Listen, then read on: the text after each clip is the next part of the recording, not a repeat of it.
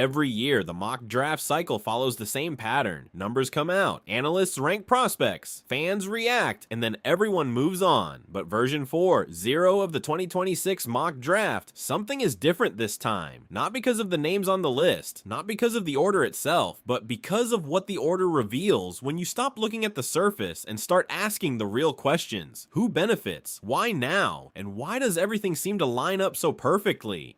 I've been breaking down NBA draft cycles for a while, and every once in a while a version of the mock draft comes out that tells a story beyond basketball, beyond stats, beyond highlight reels. This is one of those moments, so if you came here for a basic prospect rundown, I respect that. But this video is something else entirely. This is about understanding the NBA as a system, as a business, as a chessboard where every piece moves with intention. Let's get into it. Mock Draft 4.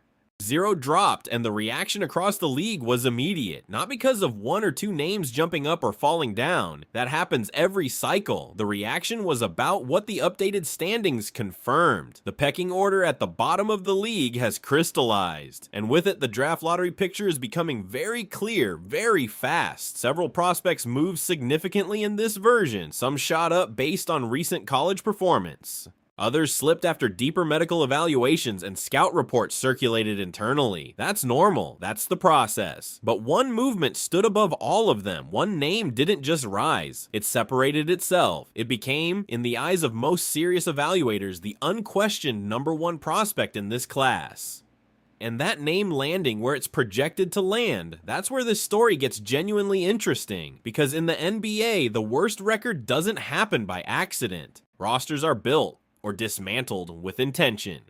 Front offices make decisions, coaches manage rotations, and sometimes the path to the #1 pick is less about losing and more about positioning. Is that what we're seeing here? Let's look at who's sitting at the top of this draft order and why it matters far beyond basketball. The Sacramento Kings currently hold the worst record in the league. And in the NBA ecosystem, that's not just a bad stretch of basketball. That's a lottery ticket. The worst record gives you the best odds at the #1 pick. And the #1 pick in this draft means one thing: Darren Peterson out of Kansas. Now, if you've been following college basketball closely, you already know what Peterson represents. But for everyone else, let me put this in perspective, because the language scouts are using around this kid is language the NBA doesn't use lightly.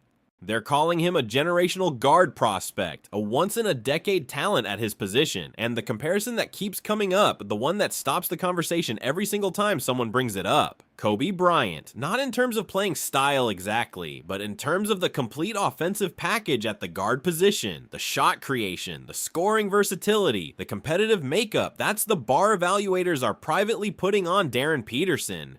Let's break down specifically what makes him different from every other prospect in this class. Shot creation. Peterson doesn't need a perfect play call to get a good look. He manufactures his own offense. Off the dribble, coming off screens, in isolation, in late clock situations. That skill is extraordinarily rare at any level, let alone in a college freshman or sophomore. 3-level scoring. He finishes at the rim against length.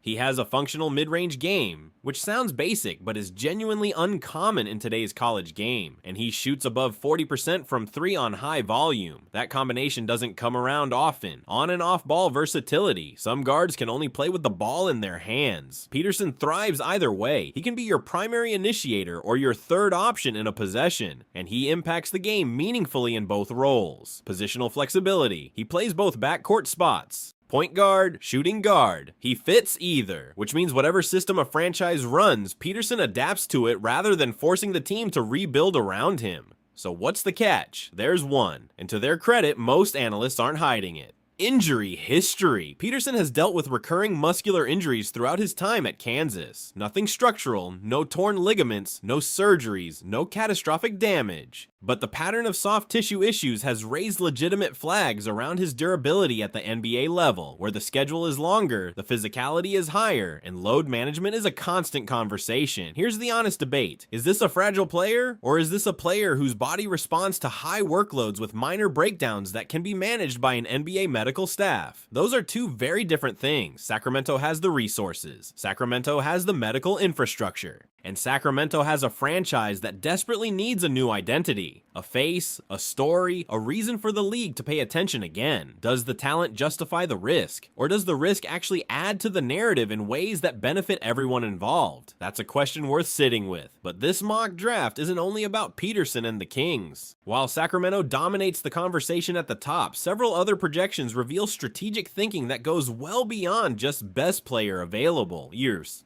Let's walk through them. Indiana Pacers, AJ Dybantsa, Indiana slots in at number 2 with AJ Dybantsa, and this pick makes complete sense for where the Pacers are trying to go.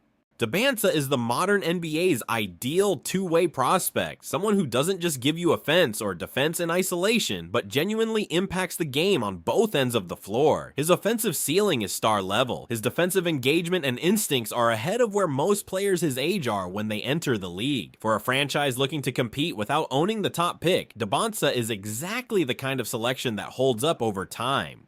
Atlanta Hawks. Cameron Boozer, Atlanta, working with the New Orleans Pelicans pick, which itself is a fascinating piece of roster construction worth noting. Targets Cameron Boozer in the front court. Boozer is the kind of interior force the modern NBA keeps saying it doesn't need anymore. Until you watch him play, dominant in the post, physically imposing, excellent feel for positioning and angles.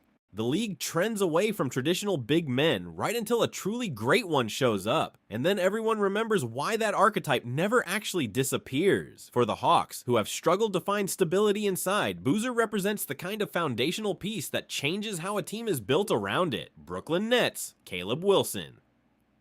Brooklyn adds Caleb Wilson, an athletic, disruptive power forward who changes games through energy and the ability to create chaos on the defensive end.